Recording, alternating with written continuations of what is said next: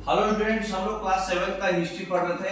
आज हमारा chapter number 9 है। चैप्टर नंबर 8 तक हम लोग पढ़ाई कर चुके हैं। आज का टॉपिक है हमारा the making of regional cultures. ठीक है, तो रीजन और रीजनल दोनों जो है कल्चर से रिलेटेड है, क्योंकि आप देखे होंगे कि हर एक जगह का कल्चर अलग रहता है। साउथ इंडिया में जाइएगा तो अलग कल्चर है, वेस्टर्न अलग कल्चर है ना, नॉर्थ इंडिया का अलग कल्चर है। उसमें जो है रीजन को आइडेंटिफाई करने के लिए एक लैंग्वेज भी एक बहुत बड़ा बेसिस है ना। हर एक स्टेट का अलग अलग लैंग्वेज है।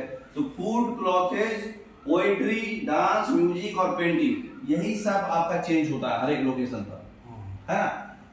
केरला में जाइएगा, चाहे मतलब कर्नाटक तरफ जाइएगा, तो वहाँ के लोग नारियल तेल से खाना बनाते हैं। बाकी जगह मस्टर्ड ऑयल से खाना बनता है। तो कल्चर, फूड बदल जा रहा। वहाँ के लोग इडली डोसा ज्यादा खाते हैं, यहाँ के लोग नॉर्मल चीजें मतलब सब्जी वगैरह ज्यादा खाते हैं, खिचड़ी वगैरह खाते हैं। तो हर एक मतलब क्लॉथेज भी आप देखे होंगे, साउथ इंडिया का क्लॉथेज अलग है, वेस्टर्न इंडिया अलग है और नॉर्थ इंडिया अलग है। डांस भी अलग है ना। सब जगह का नाम आप जानते होंगे, कुचिपुड़ी, कथकली, भरतनाट्यम, तो अलग अलग डांस भी है ना। म्यूजिक भी है, पेंटिंग भी है। तो हम लोग जो है कभी कभी ये जो आइडेंटिटी जो है टेकन फॉर ग्रांटेड ले लिया जाता है, और ये जो है माना जाता है कि ये बहुत पहले से ही होते आ रहा है। तो एक्चुअल में रियलिटी क्या है, हम लोग इस पे फोकस करेंगे। ठीक है, नेक्स्ट। तो इस चैप्टर में हम लोग क्या पढ़ेंगे, चेराज और डेवलपमेंट ऑफ मलयालम। मलयालम बोले तो केरला का मतलब लैंग्वेज है। तो चेराज जो है केरला के साइड में ही मतलब उनका किंगडम था। तो मलयालम लैंग्वेज कैसे डेवलपमेंट हुआ। ठीक है, rulers and religion traditions, Jagannath cult, उसके बाद Rajput and tradition of heroism, beyond regional frontiers, story of Kathak. Kathak का जो कथकली नाम है यही किसी स्टोरी पर है ना। तो मतलब रीजनल फ्रंटियर्स से अलग, मतलब जो उसका रीजन का एरिया है उसके आजू बाजू का एरिया, उस एरिया में पढ़ेंगे, है ना।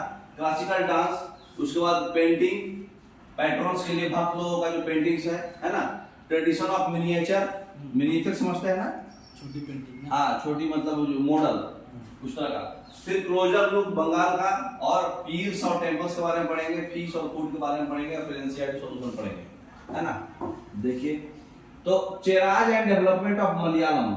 चेरा किंगडम जो है ये किंगडम ऑफ महोदयपुरम बोला जाता था इसको। ठीक है, ये 9th सेंचुरी में south west part of peninsula, ये जो आपका एरिया है डेक्कन प्लेटू वाला, इसका जो साउथ वेस्ट पार्ट, ये पार्ट जो है ये पांड्याज और चेराज, ये इधर पांड्याज है और इधर चेराज है। तो चेराज का जो एरिया है, इसका रीजनल लैंग्वेज क्या था, इस एरिया में मलयालम बोला जाता था।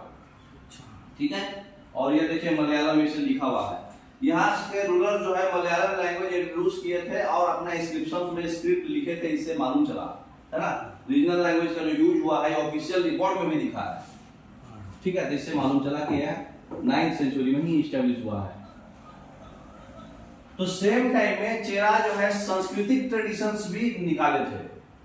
ठीक है, सांस्कृतिक ट्रेडिशंस बोले तो जो टेम्पल थिएटर था केरला का, वो संस्कृत इपिक से स्टोरी था, उस स्टोरी से लिया गया था।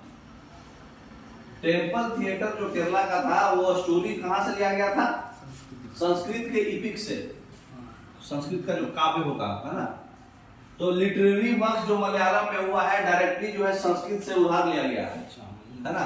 तो मलयालम जो है संस्कृत से ही लिया गया है, संस्कृत जो है सबसे पुराना है ना। लीलतिलकम, तो ये जो 14th सेंचुरी टेक्स्ट है जिसमें डीलिंग हो रहा है ग्रामर और पॉलिटिक्स से, ये मणिप्रवलम में कंपोज हुआ था। ठीक है, मणिप्रवलम क्या है, लैंग्वेज है उस समय का, है ना, मतलब संस्कृत से रिलेटेड। ठीक है, उसके बाद डायमंड्स और कोरल्स, दो लैंग्वेज है, संस्कृत और रीजनल लैंग्वेज से रेफर करके डायमंड्स और कोरल्स भी वहां बहुत पाए जाते थे। ठीक है, हाँ, तो मतलब ये जो है वो ये लोग भी जो है डायमंड्स और कोरल्स का भी जो भी चीज रिलेटेड मिलता था वो भी मतलब वहां का रीजनल लैंग्वेज से रिलेट था, मतलब उसका भी स्टोरी कनेक्टेड था। तो जो रीजनल कल्चर था वो रिलीजन का जो ट्रेडिशन है उसके अराउंड ग्रो किया। जैसे जो जगन्नाथपुरी है उड़ीसा में, है ना, उसका कल्चर देखिए। अभी तक जो लोकल ट्राइबल पीपल जो है क्या बनाते थे, भगवान का वुडन इमेज बनाते थे, लकड़ी का, जो मतलब माना जाता था कि वो लोकल गॉड है, जो उनको बाद में आइडेंटिफाई किया गया कि वो विष्णु भगवान है ना। तो 12th सेंचुरी में अनंत वर्मन जो है डिसाइड किए कि एक टेंपल बनाएंगे, पुरुषोत्तम जगन्नाथ टेंपल, जो पुरी में है। जगन्नाथपुरी नाम बहुत फेमस है, जानते होंगे। तो पुरुषोत्तम जगन्नाथ टेंपल जो है अनंत वर्मन जो है डिसाइड किए 1230 में। किंग जो है अनंत भीमा III वो अपने किंगडम जो भी है पूरा डेडिकेट कर दिए भगवान को, है ना, और घोषणा किए अपने आप को कि हम भगवान के डेप्यूटी हैं। जैसे सीएम का डिप्टी सीएम होता ना, उसके जस्ट पीछे वाला, तो उसी तरह से हम भगवान के डेप्यूटी हैं, ये घोषणा किए। क्यों घोषणा किए? अंग भीमा। ये देखिए पुरुषोत्तम जगन्नाथ टेंपल है पुरी का, और ये है अनंत भीमा III राजा जो है, क्योंकि वो उनका कहना था कि भाई मतलब भगवान के बाद हम ही सबको संभाल रहे हैं, इसलिए। तो जो टेंपल का एस्टेब्लिशमेंट हुआ और रिलीजियस कल्चर का जो एस्टेब्लिशमेंट हुआ, उससे क्या हुआ, तीर्थ यात्रा बहुत होने लगा। मतलब तीर्थ यात्रा का इंपॉर्टेंस होने लगा, मेन सेंटर बन गया वो जगन्नाथपुरी, है ना। जगन्नाथपुरी में बहुत लोग जो है ट्रेवलर्स लोग आने लगे, रिलीजन ट्रेडिशन जो होता है ना, तीर्थ यात्रा, पिलग्रिमेज होने लगा। तो जो सोशल और पॉलिटिकल मैटर्स जो था उसका अधिकार भी बढ़ गया, क्योंकि अब ज्यादा आपको इकोनॉमी बढ़ेगा ना, आएगा तो उसके बाद सोशल भी बढ़ेगा, कल्चर, है ना। तो इससे इम्पैक्ट क्या हुआ, जो भी लोग जो उड़ीसा को कंक्योर किए, जैसे मुगल्स लोग, मराठा लोग, और जो भी ईस्ट इंडिया कंपनी, वो जो है टेंपल के ऊपर कंट्रोल पूरा ज्यादा गेन किए, है ना। तो ये लोग फील किए कि वो लोग जो है रूल जो है, जो लोकल पीपल को एक्सेप्ट हो रहा है रूल, वही रूल हम करा सकते हैं, अगेंस्ट नहीं जा सकते, क्योंकि वहां पर मास पब्लिक है और उनके माइंड में डिवोशन है भगवान के प्रति। वो आप बदल नहीं सकते, माइंडसेट तो किसी का आप नहीं बदल सकते ना, इसलिए उनके आधार पे ही वो रूल बनाते थे, है ना। नेक्स्ट, अभी जो है राजपूत और जो हीरोइज्म का जो ट्रेडिशन है, जो अभी राजस्थान में जिसको राजपूत बोला जाता है, राजपूताना, जो ब्रिटिश लोग राजपूताना बोलते थे, उसको प्रेजेंट में राजस्थान बोला जा रहा है।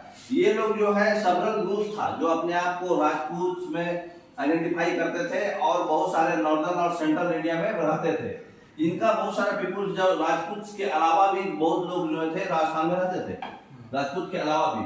तो राजपूत लोग जो है देखिए रिकॉग्नाइज कैसे कर रहे हैं, उनका देखिए म्यूजिक में इंटरेस्ट है, उसके बाद जो है पेंटिंग में इंटरेस्ट है, डांस में इंटरेस्ट है ना। तो डिस्टिंक्टिव कल्चर है राजस्थान का। देखिए बहुत बड़ा बड़ा बिल्डिंग्स बनाया गया था, टेम्पल्स भी बनाया गया था राजस्थान में, है ना। राजस्थान में मतलब क्या बोलते हैं, डेकोरेशन का जो बनता है कपड़ा, हाँ, कलरफुल ड्रेसेस, वो सब में भी इंटरेस्ट है। नेक्स्ट, तो जो कल्चरल ट्रेडिशंस है ये क्लोजली जो है आपके रूलर्स के एस्पिरेशंस और आइडियल्स से रिलेटेड रहता है, लिंक रहता है, ठीक है। ये रूलर्स क्या करते हैं, जो हीरो का जो आइडियल्स है उसको चेरिश करते हैं, मतलब बढ़ावा देते हैं, ठीक है। तो जो भी मतलब बहादुर वे में लड़ाई किए हैं, है ना, फाइट किए हैं, उनको जो है, या फिर जो है बैटल फील्ड में भले ही हार गए लेकिन फेस नहीं किए, मतलब डिफीट डेथ हो गया, लेकिन बैटल फील्ड में बहादुरता दिखाए। तो ये जो भी राजपूत हीरो है उनका स्टोरी जो है पोएम्स में या सॉन्ग्स में मतलब रिकॉर्ड कर दिया जाता था, जो कि बार बार जब भी ट्रेंड मिस्टर्स लोग जो है उनके मतलब जैसे होता नहीं है कोई बड़ा बड़ा लोगों का मतलब कुछ पोएम्स और कुछ प्रशंसा के लिए हम लोग बनाते थे, कंपोज करते थे पहले, तो वैसे ही जो है उन लोग को जो है रिकॉर्ड करके बार बार रिसाइट किया जाता था, दोहराया जाता था। स्पेशली ट्रेंड मिस्टर्स लोग उसको दोहराते थे। क्यों? क्योंकि ऑर्डिनरी पीपल इससे अट्रैक्ट होते थे ये स्टोरी से। अब जैसे बच्चा लोग भी होता है ना, एक राजा था, एक रानी था, ऐसा करता था वैसा करता था, तो थोड़ा सुनने में इंटरेस्टिंग लगता। तो उसी तरह से वहाँ लोग, ऑर्डिनरी लोग जो थे वो काफी अट्रैक्ट होते थे। तो इससे क्या हुआ, एक ड्रामेटिक सिचुएशन डिपिक्ट हो गया और बहुत सारा रेंज ऑफ स्ट्रॉन्ग इमोशन आया। मतलब अलग अलग कहानी पे अलग अलग इमोशन आएगा आपको, किसी के प्रति अच्छा, किसी के प्रति बुरा, है ना। तो उससे क्या हुआ, देखिए लड़ाई फिर हो गया। नेक्स्ट, तो ये स्टोरी में वोमेन का स्टोरी में कुछ जगह मिला था कि नहीं। ये लोग जो है वोमेन को माना जाता था कि जो कॉन्फ्लिक्ट्स का जो कारण है वही है वोमेन, क्योंकि मेन जो है एक दूसरे से फाइट कर रहे हैं तो सिर्फ और सिर्फ वोमेन को बचाने के लिए। मतलब जैसे अभी भी होता है ना, एक लड़की सुंदर है, दो लड़का उसको प्यार कर रहा है तो दोनों आपस में लड़ लिया, है ना। तो उसी तरह से वोमेन को प्रोटेक्ट करने के लिए दो लोग आपस में लड़ जाते थे। तो वोमेन जो है मतलब उनका भी डिपिक्ट किया जाता था कि भाई लाइफ और डेथ का सवाल जो वही होगा जो हीरोइन हस्बैंड होगा। जिसे स्टोरी में आप देखे होंगे सबसे बड़ा डॉन, साउथ इंडियन मूवी, तो उसमें वही होता है कि भाई जो जीतेगा वो बीवी उसका, है ना। उसी तरह से उसमें भी चलता था। तो पहले के जमाना में यही था कि भाई आप बहादुर हैं, मतलब स्ट्रांग है तो आप उस औरत को जीत लिए, तब नहीं तो आप कमजोर हैं तो आप औरत को नहीं जीतेंगे। जैसे महाभारत में भी है कि जो मतलब अर्जुन के साथ शादी द्रौपदी का क्यों हुआ, क्योंकि वो जो कंपटीशन में जीते थे, मतलब वो धनुष से आँख पे निशाना करे थे ना मछली के, तो वही है। तो पहले भी राजस्थान में ये सब कल्चर था कि भाई आप हीरोइक आपको तभी बोला जाएगा, हीरो आपको तभी बोला जाएगा जब आप जीत जाएंगे, तभी आपको हीरोइन से भेंट होगा। तो ये जो हिस्ट्री है वन डांस फॉर्म जिसका नाम है कथक, है ना। तो कथक जो है उसका हिस्ट्री देखिए। जो कथक जो है ये डिराइव हुआ है कथा वर्ड से, जो संस्कृत में यूज किया जाता था और बाकी लैंग्वेज में भी यूज किया जाता था स्टोरी के लिए, है ना। कथा बोले तो स्टोरी, है ना। कथा आज भी जानते होंगे स्टोरी। तो कथक जो है ओरिजिनली जो है एक स्टोरी टेलर्स जो है नॉर्थ इंडिया में जो टेम्पल्स में स्टोरी टेलर्स का जो कास्ट है, मतलब नॉर्थ इंडिया में जो स्टोरी बताते थे ना, उनका एक अलग ही कास्ट था, उसका नाम था कथा, है ना, कथाक्स। तो ये जो की फीचर्स कथक का क्या था, ये लोग जो है परफॉर्मेंस जो है जेस्चर से सॉन्ग से करते हैं। देखिए पिक्चर में आपको समझ में आ जा रहा होगा। तो ये लोग परफॉर्मेंस कथक कली। तो ये जो स्प्रेड हुआ कथक और भक्ति मूवमेंट, इसका जो भी राधा कृष्णा का जो लीजेंड्स हैं वो लोग जो है फोक प्ले करते थे, रासलीला, जिसको रासलीला बोलते हैं, जानते होंगे रासलीला। तो ये जो है कंबाइन करते थे फोक डांस को बेसिक जेस्चर से कथक स्टोरी टेलर्स के साथ। जो कथक स्टोरी टेलर्स का जो जेस्चर्स है उसके साथ जो है फोक डांस को कंबाइन करते थे। तो उसको मतलब कथक उससे डिराइव हुआ है, ठीक है ना। तो मतलब 10 प्रकार का एक जाति बोला गया। तो मुगल इंपेयर में कथक परफॉर्म किया जाता था कोर्ट में। देखिए जयपुर घराना का, लखनऊ घराना का कथक दिख रहा। तो ये डेवलप हुआ एक form of dance distinctive style में, थोड़ा अलग स्टाइल से डांस था, है ना। तो सब्सिक्वेंटली क्या हुआ, ये दो ट्रेडिशन मिला जिसको घराना बोला जाता था, ठीक है। दो ट्रेडिशन में डेवलप हुआ, एक जो है राजस्थान के कोर्ट में हुआ और एक लखनऊ के कोर्ट में हुआ। उस समय जो है पेट्रोनेज को किसके थे, वाजिद अली शाह, जो अवध के लास्ट नवाब थे, जो मेजर आर्ट फॉर्म ग्रो जो हुआ था, तो मेजर आर्ट फॉर्म में ग्रो हो गया था इन्हीं की बात से। वाजिद अली शाह जो है कथक को लेके काफी इंटरेस्टेड थे, है ना, लास्ट नवाब थे अवध के। तो उसको लेके कथक का जो घराना था, राजपूत घराना और लखनऊ घराना, मतलब ट्रेडिशन को बोलते हैं। तो ये ट्रेडिशन का जो डांस स्टाइल है काफी फेमस हो गया, मेजर हो गया, है ना। तो देखिए कथक का स्टोरी के बियॉन्ड जो है आपका ये दिख रहा है, फिल्म में भी दिखता होगा।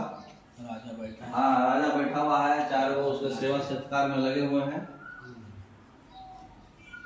टी शर्ट निकाल के बैठता है ताकि सेवा सत्कार अच्छा से।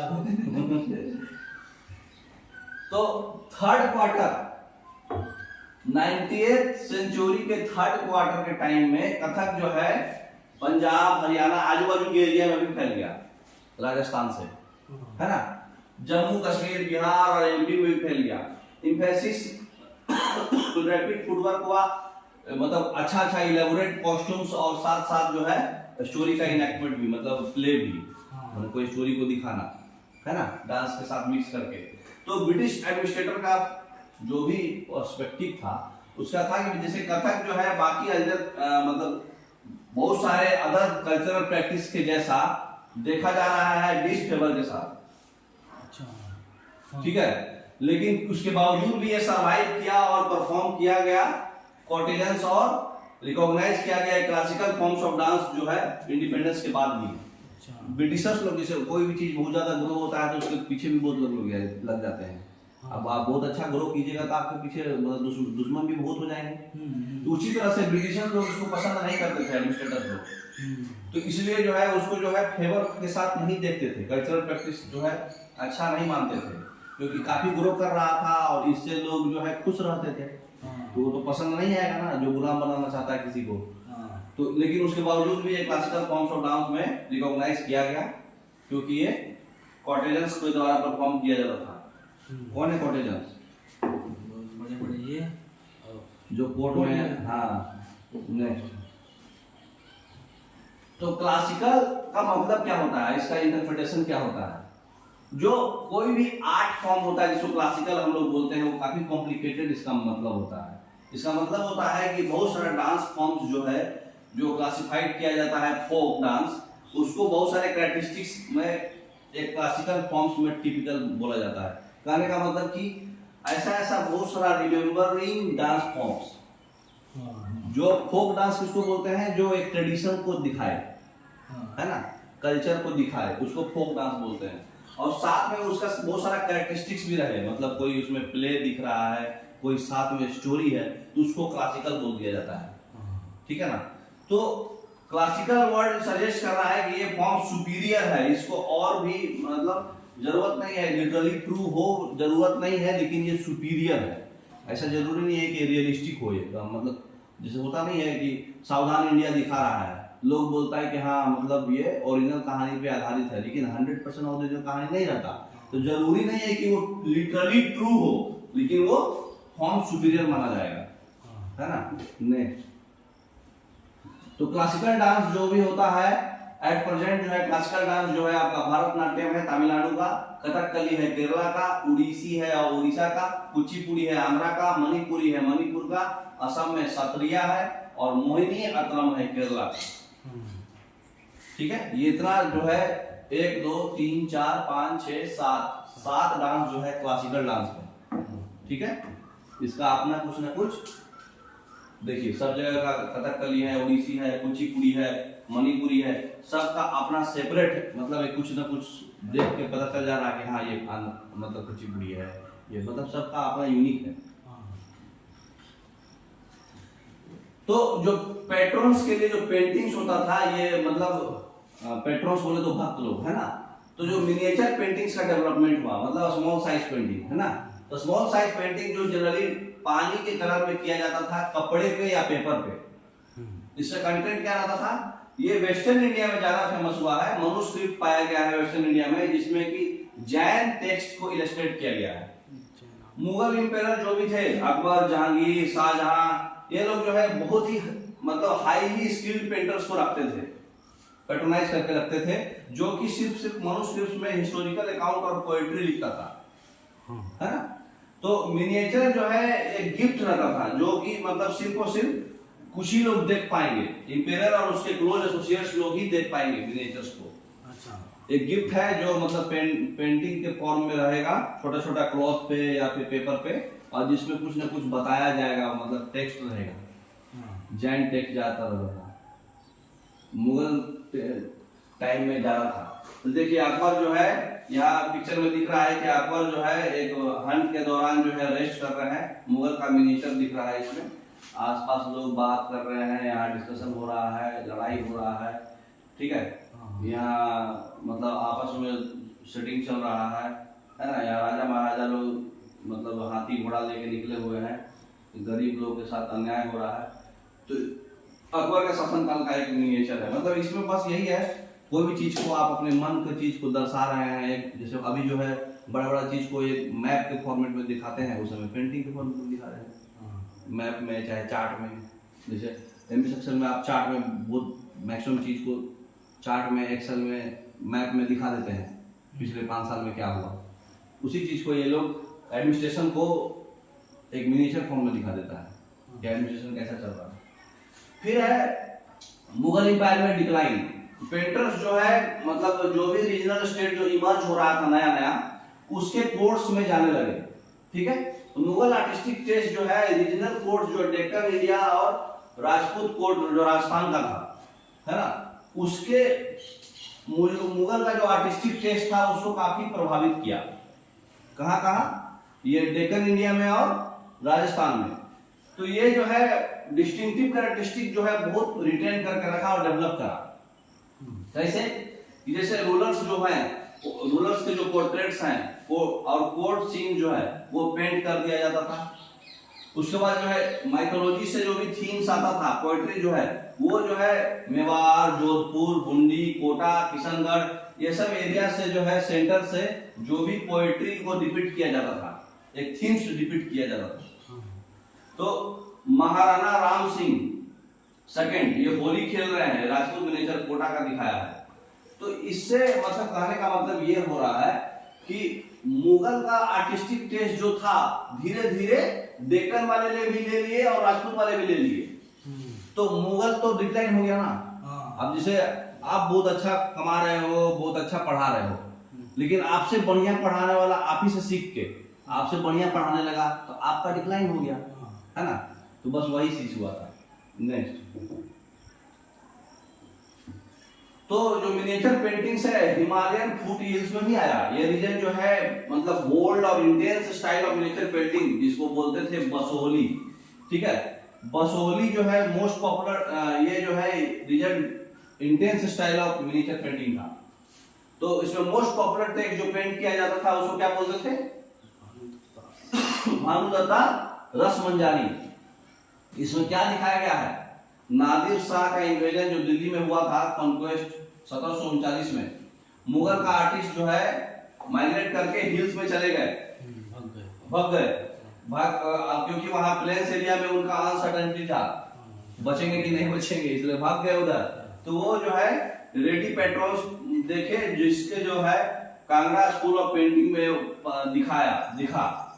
नादिर शाह कौन थे, मुगल के मतलब बहादुर शाह जफर के पहले वाले, जिनके टाइम में पीकॉक थ्रोन आया था। नादिर शाह, अहमद शाह अब्दाली, नादिर शाह मतलब औरंगजेब के बाद वाले जो रूलर है ना, मुगल इंपेरर की जो इन्वेजन करने वाले। हाँ, मुगल में जो है सबसे लास्ट तक तो आप औरंगजेब तक सबको पता है, बाबर, हुमायूं, अकबर, जहांगीर, शाहजहां, है ना। तो शाहजहां, जहांगीर, औरंगजेब के बाद लोग जो बहादुर शाह जफर तक जो रूल किए थे उसमें नादिर शाह थे, जिसमें पीकॉक थ्रोन आया था। तो नादिर शाह भाग गए थे। तो भाग गए तो अपना कल्चर तो छोड़ेंगे ना, कहीं भी जाएंगे तो जो मिनिएचर्स का जो ट्रेडिशन पेंटिंग है ये देखिए दिखा हुआ है, ये सब भी था, मतलब वुमेन का कल्चर भी दिख रहा है इसमें, कृष्ण भगवान का है ना। तो ये सब भी मिनिएचर पेंटिंग में था, स्कूल में भी चलता था ये सब। कांगड़ा स्कूल ऑफ पेंटिंग में देखिए यही था। तो मिड 18th सेंचुरी में कांगड़ा आर्टिस्ट जो है डेवलप किए एक स्टाइल जो एक नया स्पिरिट दिया मिनिएचर पेंटिंग को। कृष्ण भगवान, राधा भगवान और उनके कंपेनियन, पहाड़ी मिनिएचर कांगड़ा, है ना। तो वैष्णवाइट ट्रेडिशन बोलते हैं इसको, क्योंकि सॉफ्ट कलर्स से full blue colour, green colour से दिखाते थे। लिरिकल ट्रीटमेंट जो थीम्स का था वो डिस्टिंग्विश कांगड़ा पेंटिंग को दिखाता था। ऑर्डिनरी वुमेन मैन जो है इसमें पेंट किए रहते थे, पॉट्स पे, वॉल्स पे, फ्लोर्स पे, क्लॉथेस पे। मतलब इसमें दिखा रहे हैं प्यार, मोहब्बत, है ना, और उनका ट्रेडिशन में यही दिखाया जा रहा है कि मतलब वो लोग बहुत कूल थे, बहुत हंसी खुशी साथ रहते थे, है ना। नेक्स्ट, तो जो रीजनल लैंग्वेज का जो ग्रोथ हुआ, बंगाल में रीजनल लैंग्वेज जो ग्रोथ हुआ है, जिसको संस्कृत का ही ओरिजिन था लेकिन बंगाली बाद में उसको ग्रोथ हो गया। तो 3rd सेंचुरी बीसी, ठीक है, 4th-3rd सेंचुरी बीसी में कॉमर्शियल्स जो है वो क्या करे, डेवलप करे बंगाल और मगध के बीच में। मगध कहाँ है, साउथ बिहार, जो कि एक नया संस्कृत का इन्फ्लुएंस ग्रो करा। इस 4th सेंचुरी में गुप्ता रूलर जो है पॉलिटिकल कंट्रोल कर लिए बंगाल के ऊपर, जिसको ब्राह्मण सेटलमेंट भी बोलते हैं। तो गुप्ता रूलर जो है ब्राह्मण सेटलमेंट के जैसा देखा जाता है, वो बंगाल के ऊपर पॉलिटिकल कंट्रोल इस्टेब्लिश कर लिए। लिंग्विस्टिक और कल्चरल इन्फ्लुएंस जो है मिड गंगा वैली में स्ट्रांग हो गया, है ना। मिड गंगा घाटी के पास बंगाल के एरिया में जो भी लैंग्वेज बेसिस पे और कल्चरल बेसिस पे जो प्रभाव था वो काफी स्ट्रांग हो गया। जो चाइनीज ट्रेवलर जो है जुआंग जांग है, अपने जो कहानी में लिखे हैं उससे ये पता चला भी है। आए थे ना पढ़ने चाइनीज ट्रेवलर हुएन सांग और जुआंग जांग। तो ये जो है जुआंग जांग जो है स्टोरी में लिखे भी हैं कि बंगाल एरिया, ये जो ब्लू वाले एरिया है, ये ब्लू वाले एरिया में काफी स्ट्रॉन्ग अपना कल्चर तैयार हुआ है ना। नेक्स्ट, तो ये जो है ये जो एक रीजनल किंगडम बना है, कौन सा डायनेस्टी में था? पाला डायनेस्टी। बंगाल जो है सेंटर हो गया रीजनल किंगडम पाला डायनेस्टी, पाल ठीक है, धर्मपाल नाम सुने होंगे। 14th और 16th सेंचुरी के बीच में बंगाल जो है सुल्तान के द्वारा रूल किया जाता था, जो इंडिपेंडेंट थे, मतलब जो दिल्ली में जो रूलर्स थे उससे बिल्कुल इंडिपेंडेंट। पहले सबका कंट्रोल तो दिल्ली से होता था, अब बंगाल का सेपरेट कंट्रोल हो गया जिसको सुल्तान बोला जाता था। 1586 में जब अकबर जो है बंगाल कंट्रोल कर लिया तो फिर मतलब उसका इंडिपेंडेंसी थोड़ा खत्म हुआ है ना। ये जो है बंगाल सूबा का जो न्यूक्लियस फॉर्म होता था, मतलब न्यूक्लियस माना जाता था, सेंटर पॉइंट है ना। पर्शियंस जो है मतलब उनका लैंग्वेज क्या था एडमिनिस्ट्रेशन में? पर्शियन लैंग्वेज है ना। बंगाली एक रीजनल लैंग्वेज डेवलप कर गया था, ठीक है। तो पर्शियन के बदले जो है एडमिनिस्ट्रेशन का बंगाली लैंग्वेज भी डेवलप हो गया था, लोकल लैंग्वेज। तो बंगाली लैंग्वेज जो है कॉमन लिटरेरी लैंग्वेज है वेस्टर्न पार्ट में, बंगाल के वेस्टर्न पार्ट में खासकर। ये संस्कृत से डिराइव हुआ है, ये बहुत स्टेज और इवोल्यूशन से बन के बना है। ये वैरायटी ऑफ सोर्सेज से डिराइव किया गया है। ट्राइबल लैंग्वेज पर्शियन से बना था, यूरोपियन लैंग्वेज से मिल के बना था। ये मॉडर्न बंगाली लिटरेचर जो है ये संस्कृत से ही लिया गया है और संस्कृत से इंडिपेंडेंट है, दोनों है, अलग अलग है उसका। नेक्स्ट, तो पर्शियन वाला जो है संस्कृत से इंडिपेंडेंट है, यूरोपियन वाला संस्कृत से है ना। तो जो क्लोजर लुक जो बंगाल है उसमें क्या है, ट्रांसलेशन किया गया है संस्कृत इपिक्स को मंगल काव्य, ठीक है। लिटरली मतलब होता है ऑस्पिशियस पोयम, मतलब शुभ पोयम, कोई चीज का जो शुभ काम होता है ना, डीलिंग विद लोकल डेटी, मतलब लोकल भगवान से डील कर रहा है। एंड भक्ति लिटरेचर जैसा द बायोग्राफी ऑफ चैतन्य देव, कोई भगवान भगवान का बायोग्राफी जो होता है ना उसको भक्ति लिटरेचर की तरह बायोग्राफी लिखा जाता था। जो वैष्णव भक्ति मूवमेंट के जो लीडर थे चैतन्य देव, चैतन्य देव का पिक्चर भी दिख रहा है आपको। तो चैतन्य देव जो है वैष्णव भक्ति मूवमेंट के लीडर थे, उनका बायोग्राफी जिसको बोला गया भक्ति लिटरेचर, और एक है मंगल काव्य, है ना। तो ये जो है पहला जो है बंगाल का संस्कृत इपिक्स का ट्रांसलेशन था। दूसरा ट्रांसलेशन था जिसको बोला जाता है नाथ लिटरेचर, ठीक है। ये भक्ति लिटरेचर था, ये नाथ लिटरेचर है, जिसमें कि मायनामती और गोपी चंद्रा इसका सॉन्ग्स है, जिसमें स्टोरी मतलब दिखाया गया है कि धर्म ठाकुर और फेरी टेल्स है, फोक टेल्स है, बलाड्स है, ठीक है। तो बलाड्स क्या होता है? छोटी छोटी पोएम्स ना, हाँ, छोटी छोटी पोएम जिसमें कि कोई भगवान का प्रशंसा किया गया। तो ये सब जो है भक्ति लिटरेचर में किसका बायोग्राफी था? चैतन्य देव, जो वैष्णव भक्ति मूवमेंट के लीडर थे। और नाथ लिटरेचर में क्या है, ये सॉन्ग्स बनाया गया है, ठीक है, मायनामती और गोपी चंद्रा का। जो स्टोरी कहाँ से आया है? धर्म ठाकुर, और जो भी वर्शिप धर्म ठाकुर का पूजा करने का तरीका और वो सब पूरा डिटेल्स उनका कहानी और बल्लाड्स वगैरह, है ना। नेक्स्ट, तो ये जो टेक्स्ट है मतलब फर्स्ट कैटेगरी से बिलोंग करता है, जो पहला वाला जो है ना वैष्णव, है ना। तो बहुत सारे मनुस्क्रिप्ट्स भी इंडिकेट मिला है, जो इंडिकेट करता है कि जो लेट 15th और मिड 18th सेंचुरी के बीच का टाइम है, ठीक है। तो ये जो टेक्स्ट जो सेकंड कैटेगरी वाला है ये भक्ति लिटरेचर का हुआ। ये कौन सा लिटरेचर? नाथ लिटरेचर। ये जो है ओरली सर्कुलेट हुआ था, इसको प्रिसाइजली आप डेट नहीं बता सकते कि कब हुआ।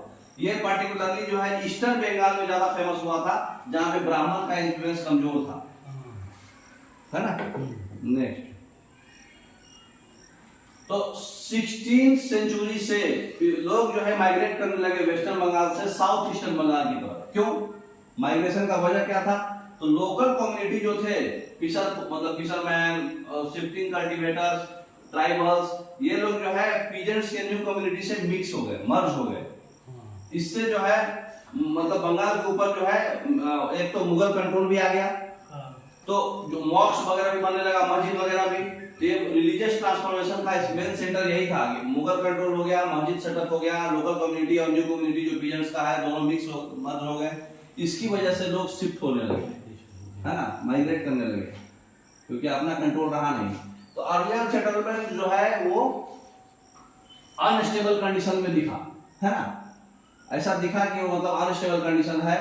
उसमें क्या है कि टीचर्स, एडजुडिकेटर्स और जो भी सुपर नेचुरल पावर से जो स्क्राइब करते, मतलब जो ओझा जो रहता ना भूत झाड़ने वाला वो सब लोग, तो वो लोग जो है कम्युनिटी लीडर्स के साथ ये सब आने लगे। तो लोग जो है उनको रेफर करने लगे, अपेक्षा होने लगा और उनका रेस्पेक्ट करने लगे पीर्स की जैसा, उनको पीर्स बोलते थे, टीचर्स। हाँ। तो ये जो टर्म हुआ ये संत, सूफी और अदर रिलीजियस पर्सनालिटी को भी ये टर्म बोला गया पीर्स, है ना। डेयरिंग कोलोनाइजर्स और डिफाइड सोल्जर्स, कल्चर ऑफ पीर्स, मतलब क्या हुआ, जो डेयरिंगबाज थे और नहीं तो फिर सोल्जर्स थे, या तो मतलब कोलोनाइजर्स मतलब हड़पना, किसी दूसरे को अपने बस में करना, तो वो थे, नहीं तो फिर वो सोल्जर्स थे। मतलब मोह माया में इसको लपेटते थे सबको, ओझा ये सब बनते थे। तो बंगाल जो है एक टेम्पल बिल्डिंग विटनेस क्या है जो कि बिल्कुल ही फ्री है, मतलब जिसमें कि 19वीं सेंचुरी में कल्मिनेट किया गया है। इसमें जो टेम्पल में जो स्ट्रक्चर बनाया गया है ये इंडिविजुअल्स लोग और ग्रुप्स लोग मिलकर बनाए हैं, जो धीरे धीरे पावरफुल हो गया। तो इसका जो पावर जो है डेमोन्स्ट्रेट करने के लिए, घोषणा करने के लिए अपना पीटी बोले तो गया वो पीटी बोले तो खराब ना, नहीं अपना और मतलब हम इतना अमीर हैं तो दिखावा, तो वो दिखावा का घोषणा करने के लिए वो लोग टेम्पल बनाते थे, है ना, बड़े बड़े जैसे 45 वॉल्स वगैरह बनता था उस तरह से। और गया भाव भी तो बहुत सारे मॉडेस्ट ब्रिक और टेराकोटा टेम्पल्स भी बंगाल में बनाया गया है, वो लो सोशल ग्रुप के मदद से, जैसे कि कोलू, ऑयल प्रेशर और कंसारी बेल मेटल वर्कर के साथ। जो बेल मेटल वर्कर है उनको कंसारी बोला जाता था, जो ऑयल प्रेस करते थे उनको कोलू बोला जाता था।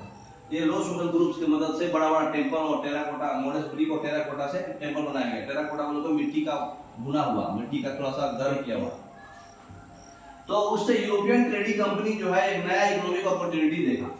बहुत सारे फैमिली जो है सोशल ग्रुप से अपॉर्चुनिटी अवेल करा, ये सोशल और इकोनॉमिक पोजीशन धीरे धीरे इंप्रूव होने लगा और बंगाल का रीजनल कल्चर इसे इंपैक्ट हुआ, क्योंकि यूरोपियन आकर के व्यापार करने लगे, है ना, क्योंकि टेम्पल कहीं भी बनेगा तो व्यापार होगा, है ना। नेक्स्ट, तो सोशली और इकोनॉमिकली पावरफुल हो गया। इस पावरफुल होने के बाद जो है ज्यादा से ज्यादा फिर टेम्पल्स बनने लगा, है ना। तो इसका इम्पैक्ट क्या हुआ, लोकल भगवान जो है एक बार पूजा कर लिए गए थैच हट्स में, विलेज में, तो उनको ब्राह्मण्स के द्वारा रिकॉग्निशन मिल जाता था, है ना। उनका इमेज जो है फिर अब बड़े बड़े घर में टेम्पल्स में रख दिया जाता था। पहले थैच हट्स में रखा जाता था, कच्चा झोपड़ा में। जो टेम्पल जो है धीरे धीरे जो है डबल रूफ बनने लगा, दो चाला बोलते थे जिसको, चार रूफ बोले तो चौचाला, है ना। तो यह स्ट्रक्चर थैच हाउस का स्ट्रक्चर का ही मल्टी स्टोरी बिल्डिंग टाइप बनने लगा। Evolution of the typical Bengali style जो है टेम्पल आर्किटेक्चर में हो गया। तो बंगाली स्टाइल का जो टिपिकल स्ट्रक्चर है वो टेम्पल आर्किटेक्चर में आने लगा। देखिए बंगाला डोम बंगाली स्टाइल आर्किटेक्चर में दिख रहा है आपको, डबल रूफ, है ना। हाँ ये थैच हाउस, ये सब बंगाली स्टाइल है। तो ऐसा टेम्पल्स बनाने से क्या हो गया, उनको सोशली और इकोनॉमिकली वो पावरफुल हो गए। नेक्स्ट, दो चाला, ये देखिए डबल रूप है, दो चाला, ये चार रूप है, हाँ चौचाला। तो 4 रूट स्ट्रक्चर जो था वो 4 ट्रायंगुलर रूट्स प्लेस कर दिया जाता था 4 वाल पे, जो कि वो कर्व लाइन में या फिर पॉइंट पे जाता था। दिख रहा कर्व लाइन है ना, 1 2 3 4 से पीछे की साइड में 2, हाँ 1 2 और उधर से भी 2 दिखेगा। तो ये जो है मतलब टेम्पल जो है स्क्वायर प्लेटफॉर्म पे बनता था, नीचे स्क्वायर रहेगा, है ना। उसके बाद जो है इंटीरियर जो है काफी प्लेन था, लेकिन आउटर वॉल जो है टेम्पल्स का डेकोरेट किया जाता था पेंटिंग से या फिर ऑर्नामेंटल टाइल्स से या फिर टेराकोटा टैबलेट से। है ना, टेराकोटा टैबलेट्स वगैरह भी है ना, टाइल्स भी है। जैसे विष्णुपुरी टेम्पल है आपका बांकुरा डिस्ट्रिक्ट वेस्ट बंगाल में, विष्णुपुरी टेम्पल बांकुरा डिस्ट्रिक्ट में है। फूड हैबिट्स जनरली जो है लोकल अवेलेबल आइटम जो है फूड का, वो रिवराइन प्लेन जो है राइस और फिश ज्यादा था। आज भी सब बोलते हैं माछ भात, माछ भात बहुत खाते हैं बंगाली लोग, तो उनका मेन फूड हैबिट्स क्या था, राइस और फिश। फिशिंग जो है हमेशा इंपॉर्टेंट ऑक्यूपेशन रहा है और बंगाली लिटरेचर जो है बहुत रेफरेंस है फिश से रिलेटेड, बहुत कुछ लिखा हुआ है। तो टेराकोटा फ्लेक्स बनाया जाता था टेंपल के वॉल्स पे, और बुद्धिस्ट मोनास्ट्रीज भी बिहार में जिसको बोलते हैं वो डिपिक्ट करते थे scene of fish being dressed and taken to the market in basket. मतलब फिश को देख रहे हैं, फिश को ड्रेस कर दिया गया है डोमेस्टिक कंजप्शन के लिए, ऐसा दिखा रहा है ना। टेराकोटा फ्लेक्स से बना हुआ है विशालाक्षी टेंपल आरामबाग। तो विशालाक्षी टेंपल आरामबाग में ऐसा दिखाया जा रहा है कि मतलब फिश को थोड़ा सजा दिया गया है ना, और उसको लेके जाया जा रहा है मार्केट में बास्केट में रख के। तो माछ भात वहाँ का ट्रेडिशनल फूड है इसका। नेक्स्ट, तो Brahmins were also not allowed to eat and not non vegetarian foods. Brahmins को तो नॉन वेजिटेरियन फूड्स खाने का अधिकार नहीं था, लेकिन फिश जो है वहाँ के लोकल भगवान में मोस्ट पॉपुलर था। ब्राह्मण जो है उसको रिलैक्स करते कैसे थे, मतलब बंगाल के जो ब्राह्मण हैं, ब्राह्मण अथॉरिटी जो बंगाल के ब्राह्मण हैं उनको रोकते थे। बृहद धर्मा पुराण, ये जो है 30th सेंचुरी का संस्कृत टेक्स्ट है बंगाल से, जिसमें कि लोकल ब्राह्मण को परमिट किया गया है कि आप फिश खा सकते हैं, है ना। ये बृहद धर्म पुराण में लिखा गया है। तो आपका चैप्टर खत्म हो गया। आइए एनसीईआरटी सॉल्यूशन देख लेते हैं। अनंत बर्मन किस कहां से थे, उड़ीसा थे। उड़ीसा टेंपल बनवाए थे जगन्नाथपुरी। जगन्नाथ जो है, जगन्नाथ किसका है, पुरी में है। अच्छा, महोदयपुरम किसका नाम था, महोदयपुरम जो है केरला को ही बोलते थे, है ना, जहाँ लोकल लैंग्वेज था मलयालम। लीलातिलकम क्या है, केरला में ही था, पढ़े थे ना। मंगल काव्य कहाँ पढ़े थे, बंगाल में।